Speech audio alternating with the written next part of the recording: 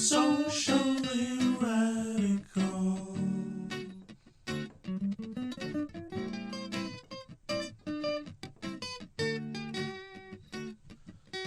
Socially radical.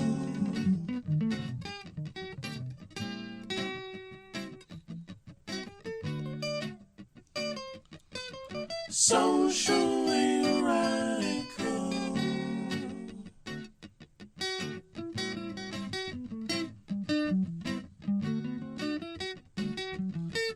Socially radical.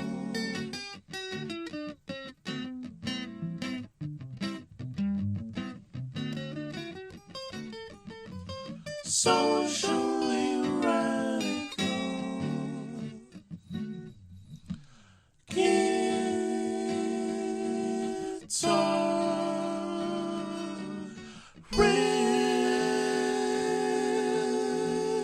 Guitarist.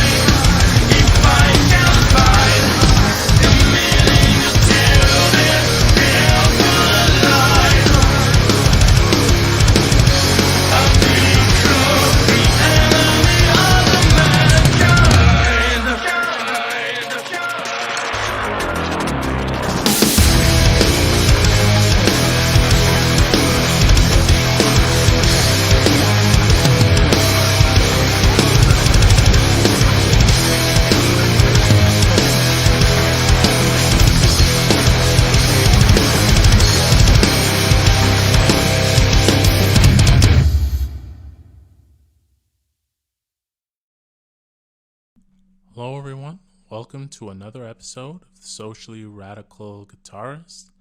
Song you heard just now was Challenger from Sybreed and the album God is an Automaton.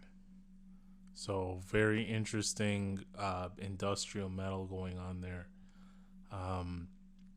And a very, unorthodox, chord progression.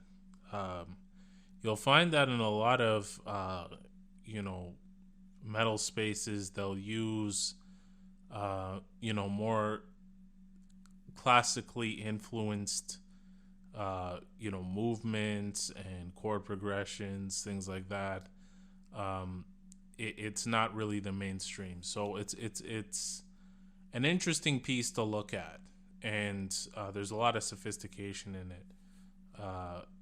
But before I get into those details, I'm just gonna go through the regular disclaimers I always have to go through. So anything I say or anything that my guests say on this show are the respective opinions of the host and the guests.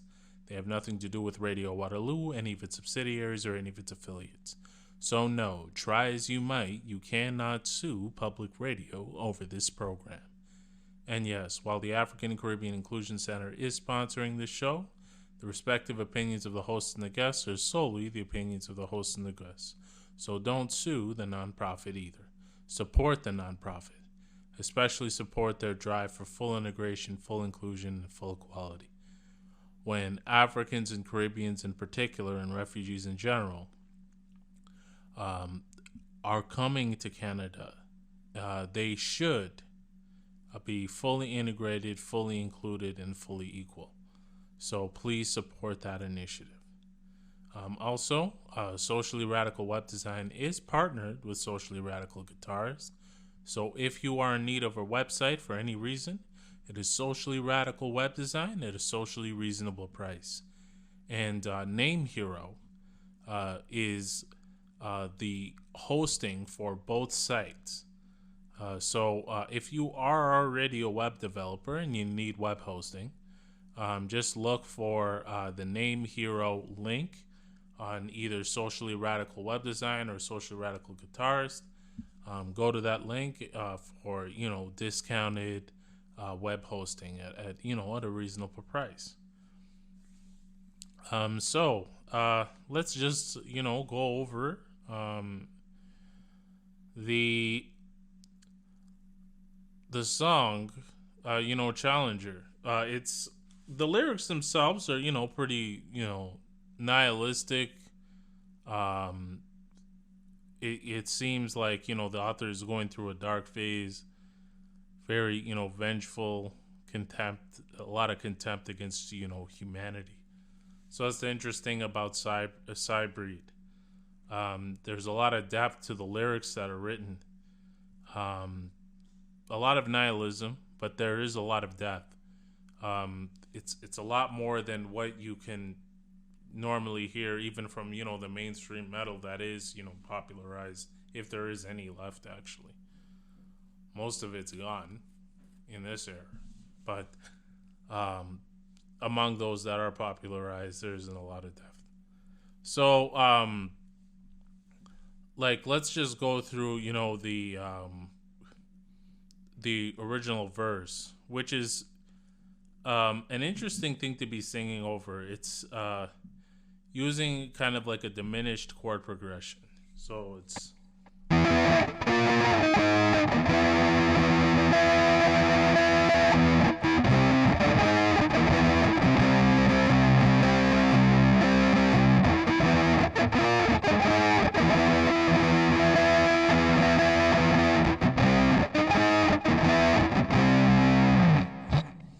so yeah, that's a very interesting thing to be singing over, and that it's a demonstrable talent to be able to do that. And what's very interesting is to hear it go from there to this chorus.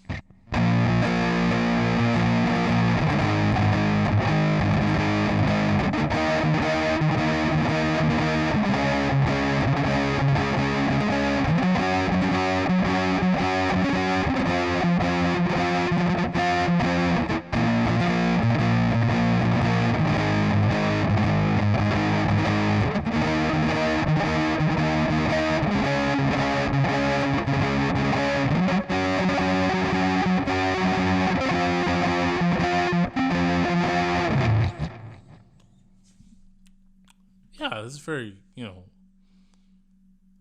very cool to be able to go from there and sing your choruses like that seamlessly.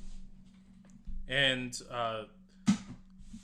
everybody's very talented. The way they perform live, it kind of reminds me of Meshuggah and Veljarda without that darkness. There isn't quite as much darkness. There's plenty of nihilism in the way the lyrics are written, but it's not as much darkness, and there's a lot more melody in the singing. Of course, I don't think I've ever even heard the vocalist sing one thing in Meshuggah. It's always been the throat sounds, the screaming. So it's a very interesting dynamic. To be moving from those two chord progressions that are very different, and to be able to sing seamlessly through those two progressions, it's definitely technical. It's definitely a show of uniqueness and technicality in the band, especially the drummer. But also the guitarist, of course, and the singers. So, very underappreciated band, and I mean, it kind of shows where I haven't really seen any recent work. I think this one's from 2012, so it's a very old song. And it's a song this generation has missed. It hasn't really given its due. And majority white band. For those that think that I hate white people, I don't. I find many white musicians that are underappreciated, and I've showcased a lot of them on the show. This show is about making a point. It's about showing that that the propagation of culture is itself another arena of class struggle. That's the thesis, and this song is another piece of supporting evidence to that. It's a shame. It's terrible, but it is what it is. The next song coming up, I'm gonna, look at a rendition. There's an interesting thing about industrial metal is, renditions and remixes will end up being completely new pieces. It'll be very hard to recognize where the original version of the song was. The arrangement is completely redone.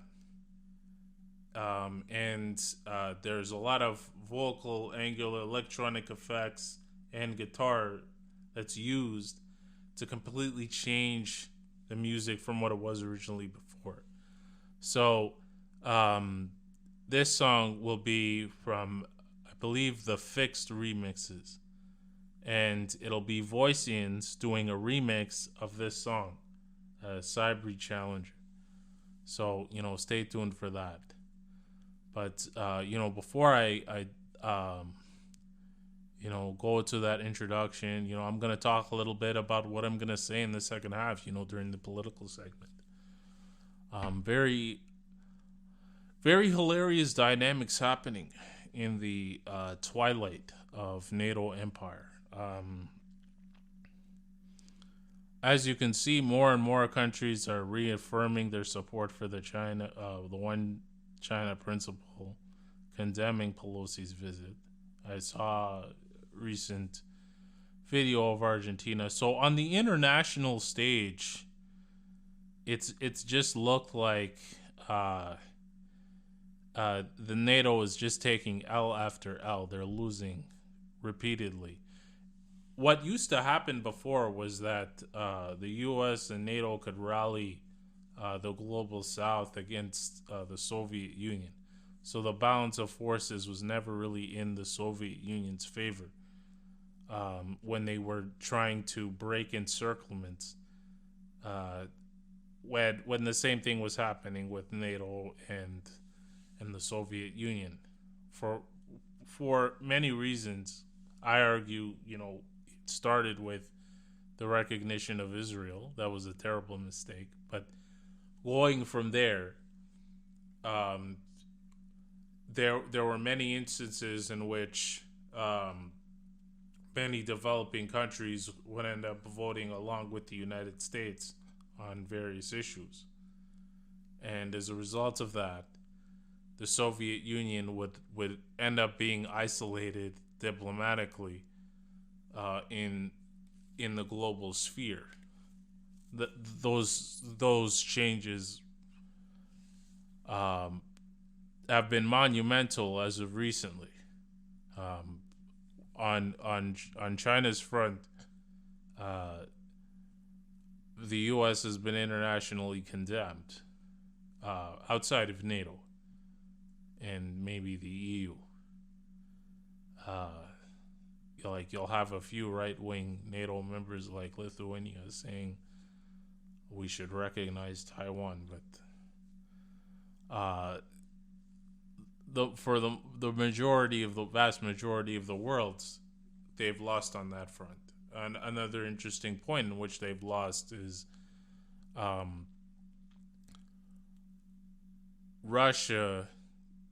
The basically the stance that Africans have taken with regard to Russia, refusing to sanction.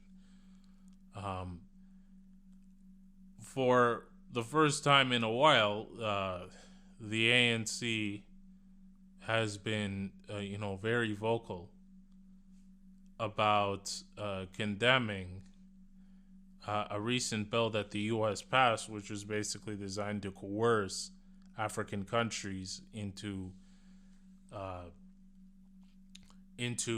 going along with sanctioning Russia. Basically, it was a you do this or else kind of bill. And Naledi Pandor, the foreign minister of South Africa, vocally, opposed that and said that the bill was offensive and hoped that the upper house would vote against it. I think it's silly to think that the upper house is going to vote against a bill like that. But for her to publicly say that in front of Blinken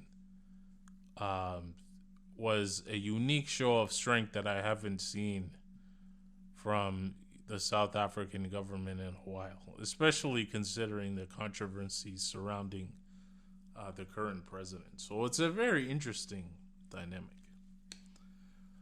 The balance of forces are definitely shifting, and it looks bad.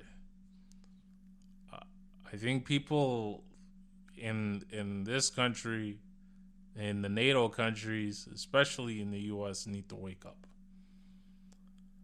Things are shifting very badly, and they're not shifting in your favor.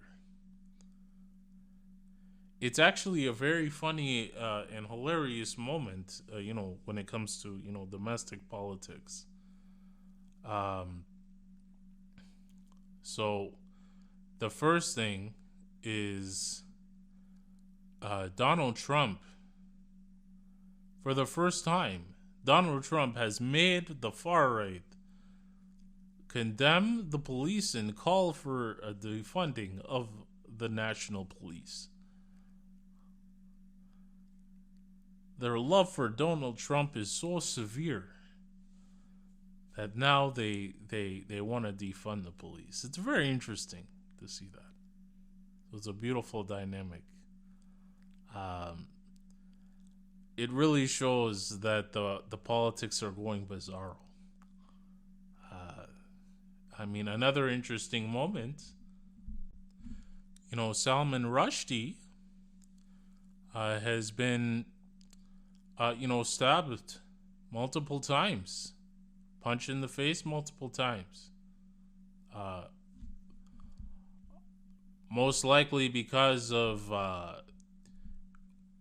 the writing the satanic verses talking about the Quran.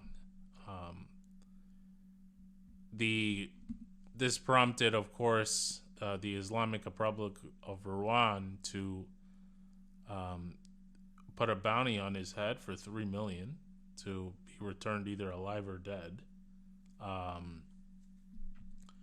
Also, incidentally, his book, The Satanic Verses, is banned in India for inciting hate. It ends up showing really the hypocrisy of how free speech is administered in the Americas and in many of these countries. You saw mass protests in support of Charlie Hebdo, as he was condemning it, as he was mocking and making fun of Islam, and yeah, of course, the far right is able to say whatever they want. But what happens to communists when they say whatever they want? What happens, really, honestly? Where's the free speech for them? Or communists that vocally support the international socialist movement in tangible practice. So that means actually supporting the socialist states. What happens to those people? Are they lauded? Are they celebrated? Are they allowed to speak in public? Even the most right-wing section of the people that are willing to openly support socialist states, the patriotic socialists, will find themselves censored in many ways. Even though they're saying right opportunist stuff in order to get, headway, get views, things like that. But even they will have that difficulty. So what happens to, the real guard, the red guard? What happens to the actual anti-colonial voices and the anti-colonial message and the pro-international socialist solidarity message that goes along with that? Doesn't that voice get suppressed? So, in the second half, I'm going to talk a little bit about, the hypocrisy of free speech. And to basically just make it clear to everyone that it doesn't actually exist. There's no such thing as universal free speech. There never has been and there never will be. And I'll explain how socialist states deal with that concept and why it actually should be dealt with in the way that they deal with it. Using, Salman Rushdie and, Donald Trump and basically the hypocrisy of how the right and left is treated in this country is an example. So we'll have that, after the intermission. But during the intermission, first we're going to have Voicians' remix of Sybreed Challenger. So listen to that song during the intermission, and then after that, we'll be right back.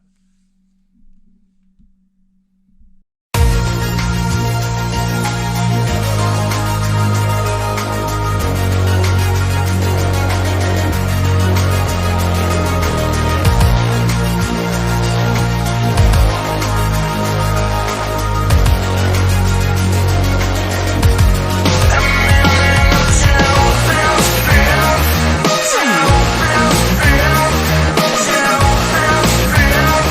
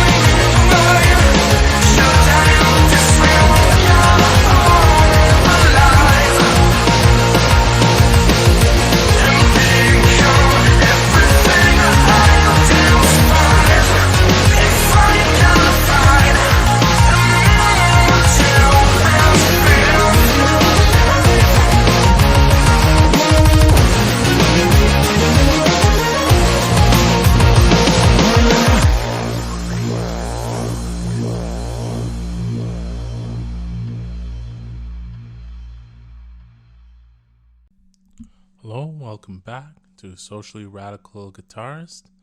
Song you heard just now was Sybreed Challenger, the Voicians remix. And this is a little bit of correction, but it's actually from the Sybreed Challenger EP, which was basically an EP of the single that came out before the actual album, which was God as an Automaton in 2012. So this is 2011. So yeah, just a little bit of a correction there. There is a fixed remixes of this, but just for clarity, this is from the Sybreed Challenger EP. The Voicians remix is from that. So let's get to and yeah, the song is, as you can see, very completely different arrangement. You can't recognize the original song at all. But yeah. So let's get to first why Marjorie Taylor Greene wants to defund the FBI.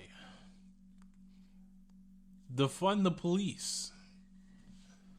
Marjorie Taylor Greene, who was complaining about the rioting in 2020, who hated everybody that didn't show any respect to the cops, to the authority of the free democracy known as the United States, is now calling for the police to be defunded. And now you hear Republicans saying that citizens deserve due process because, a citizen they particularly love and care about, Donald Trump, had his right to due process jeopardized. Apparently, the God, the Orange Führer.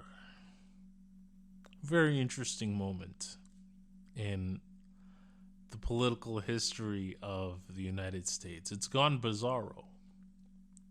Also, incidentally, talking about Salman Rushdie. Now, CBC is no longer pretending to be, a left-leaning public, news outlet. It's basically gone full right-wing. Saying that a man that was openly insulting a religion practiced by, a billion, maybe 2 billion people is committed to freedom of expression. Rushdie committed to freedom of expression.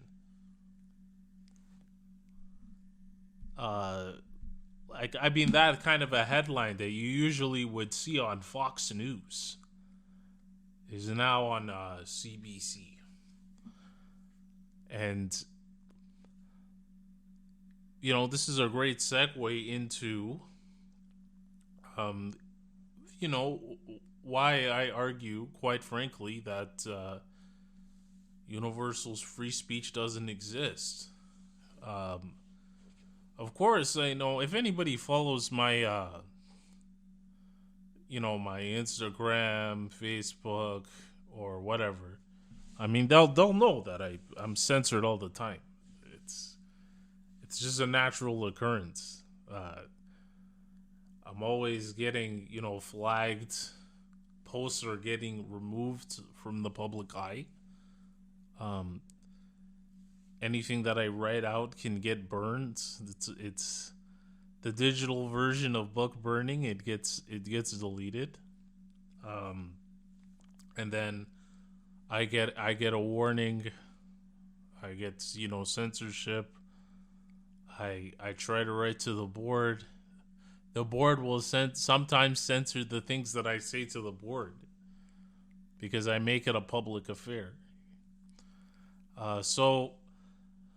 But I know some people will argue, oh, well, it's a private company and free speech means it's their prerogative to be able to say whatever they want. Well, why do they have a monopoly over who can say what? Um, the whole point of, free market capitalism was supposed to be that the free market is supposed to deal with supply and demand without monopolies. Even the most right-wing supporters of U.S. colonialism as it was, the Republican version, the capitalist version, way back then, condemned the idea of monopolies. So they understood that monopolies would end up making all of these so-called civil rights meaningless. But here's the dirty little secret. Monopolies are a fundamental character of capitalism. This is what happens in practice. And there's no way around it. There are natural monopolies already in nature. And there's no way to circumvent those natural monopolies by these invisible free market forces. They're an idealist concept. So that's already debunked by basic reality. And then many people will say, all right, fine, but wherever, private entities will fail to recognize your rights, the government should be able to step in and protect your rights in that case. That assumes that the government is a neutral party. The fact of the matter is, historically, the way it's always been, is that the state emerged as a form of subjugation. It's an instrument of class rule. And the class that rules will end up having control over the state and will dictate what the state promotes, propagates, and determines to be the values and opinions and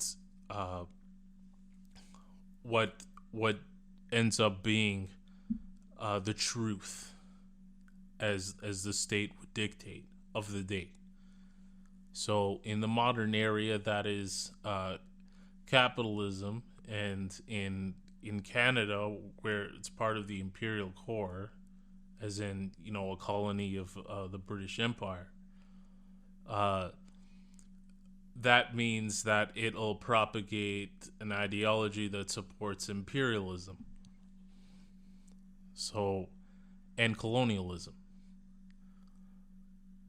And that's why you have CBC saying that Salman Rushdie is an advocate for free speech, when all he's really been doing his whole life is denigrating the religion of the majority of people that NATO is subjugating at this very moment, and that they've been doing for the past 20 years.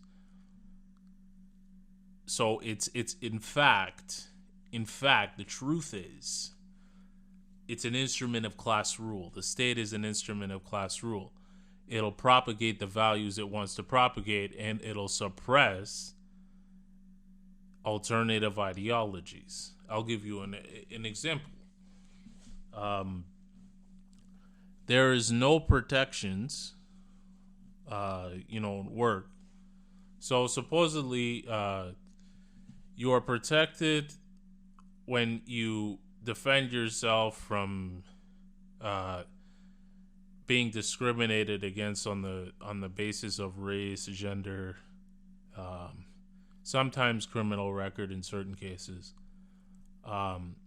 But there are no protections for advocating a certain political view. And there's the hint right there. Are they stopping members of white nationalist groups from getting jobs? Are they stopping members of registered white nationalist terrorist groups from getting jobs? No. In fact, they're allowed to go to the military. That's why there are so many of them in there, and why they keep getting caught, and this keeps happening all the time. Now a precedent is set where anybody that has a tattoo of the Rhodesia flag or the Union of South Africa flag has to be, kicked out, at least when they're found publicly. So that's not how it's used. Like, it's not applied to the right wing, not particularly. So there's the hint right there. In the U.S., it's even more blatant. Communists are banned from even politically representing themselves in Texas, Virginia, and California. So, if free speech is some sort of universal value, why doesn't it apply to communists? And if free speech actually is supposed to be a universal value, why are there no protections for it when it comes to work placement, work representation in the Canadian context? So there you go. The universal value of free speech has been debunked right then and there. The fact of the matter is, the state, it functions, the social function of the state is an instrument of class rule. It'll propagate and support the ideology of the ruling class, and it'll subjugate and suppress the ideologies of the class in contradiction or in conflict with the ruling class. So that means the working class in the Canadian context and in the U.S. context, in bourgeois context. So in many cases, when you see socialist states suppress bourgeois ideology or, separatist ideology, you see, Marxism being applied correctly. The fact is, bourgeois ideology should be suppressed when the working class rules. This is because of how the bourgeois states, the imperialist states particularly, operate. They're ruled by a class that is conscious, that is aware of the fact that they're the ruling class, and that understands the dangers of allowing a socialist state to continue to exist. So, China has been under attack since its inception, since 1949. First, they tried to do it with the Kuomintang. That failed. They ended up in Taiwan. And basically, the bourgeois, descendants and future of that are now represented in the DPP, which is trying to incite a separatist movement. That's one way they've been trying to dismantle China as a socialist system. The other way is by undermining the alliances that they've had with Soviet Union, North Korea, Vietnam, Laos, etc. Vietnam in particular, they destabilized Cambodia.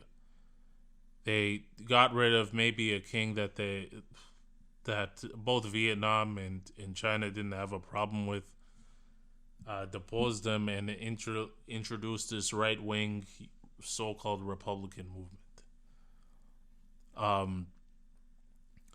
And as a result of that, China has had to apply Marxism correctly and suppress bourgeois ideology and separatist ideology that threatens the existence of the state. Cuba has had to do the same thing. Vietnam has had to do the same thing. Laos has had to do the same thing. So the truth is, the state is an instrument of class rule, and the ruling class has to suppress the ideology of the class in conflict with it. That's its fundamental purpose. That's the fundamental meaning behind it. Now, there are,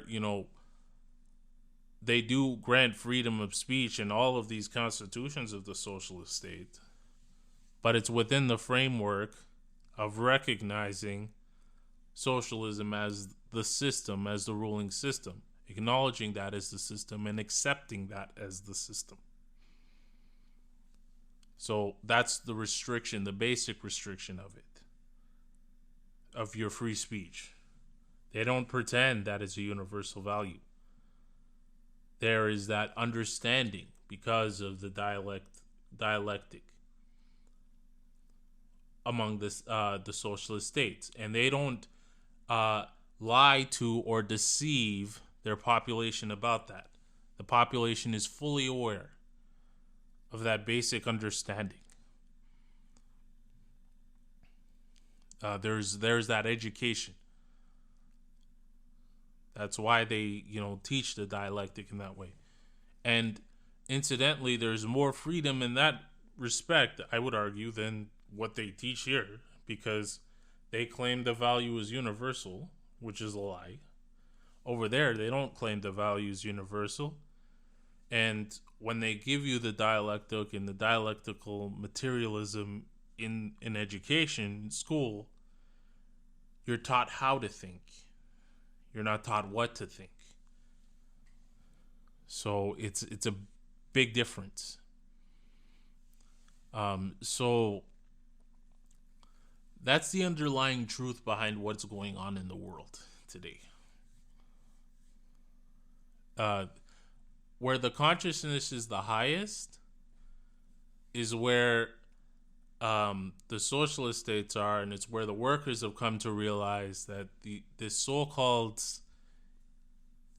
umbrella or smokescreen of universal values is just that. It's just an illusion.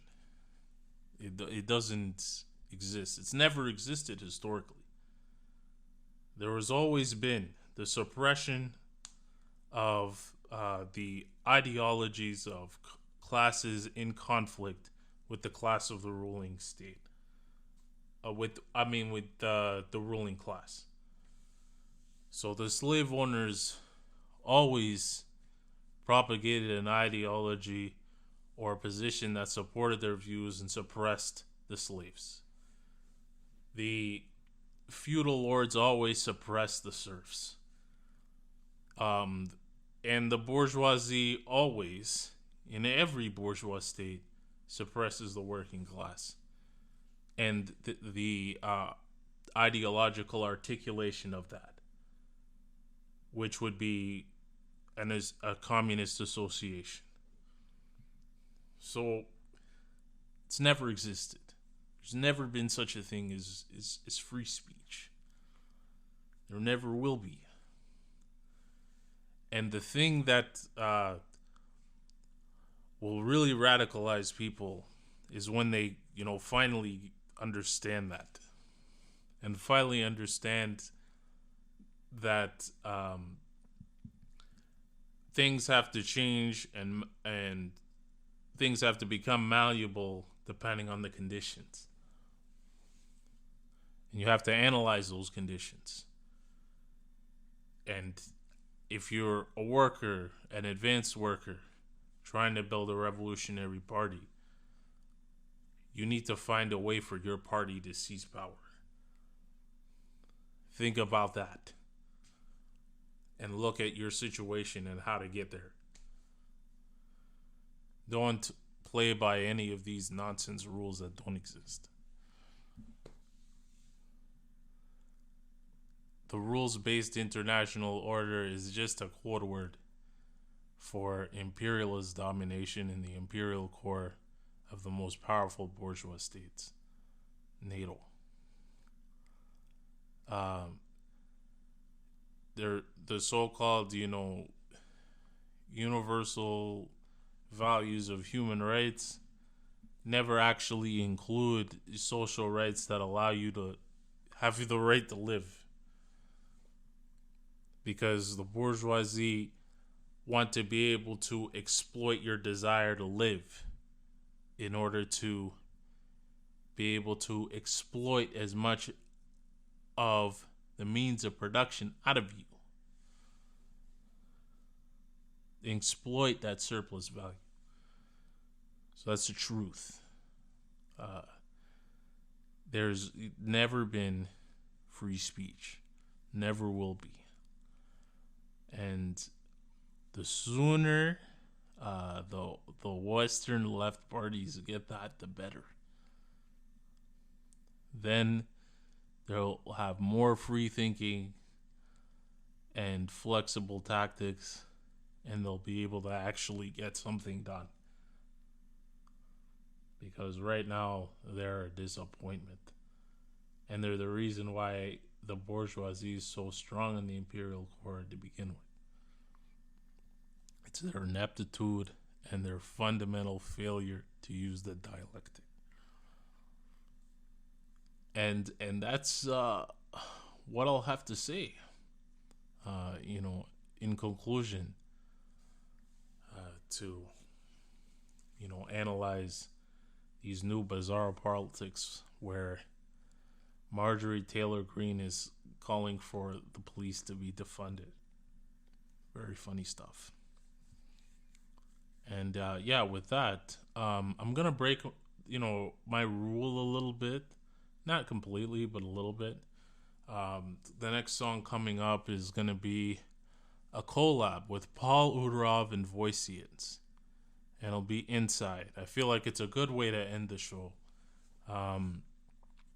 It's a good way of showing how they can, in industrial metal, they're very sophisticated with the arrangements. It's a very beautiful arrangement, actually, if you think about it. Like if you're into that, metal sound. So, yeah. After the outro, it's going to be Paul Udarov and Voicians Inside. It's basically a single, self-released. And it'll be the outro and Paul Udarov and Voicians Inside, and then that'll be the end of the show. We'll see you next week.